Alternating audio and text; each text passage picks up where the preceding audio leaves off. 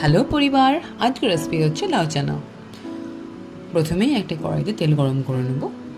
তেলটা গরম হলে কালো জিরে ফোড়ন দিয়ে তার সাথে আদা বাটা, তার মধ্যে জিরে গুঁড়ো আর ধনে গুঁড়ো দেওয়ার পর মশলাটাকে একটুখানি ভাজবো।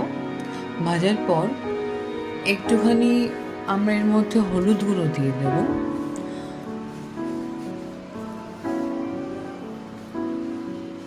তারপরেই আমরা কেটে রাখা যে লাউটা রেখেছিলাম, লাউটা ভালো করে ধুয়ে রেখেছিলাম, সেই লাউটা দিয়ে দেব।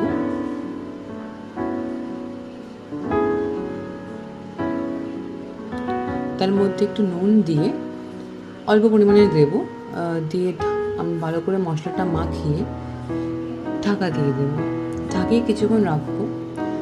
ঢাকাটা খুলে চেক করলেই দেখা যাবে অনেক জল বেরিয়েছে। এই জলেই কিন্তু সেদ্ধ হবে, কোনো রকম জল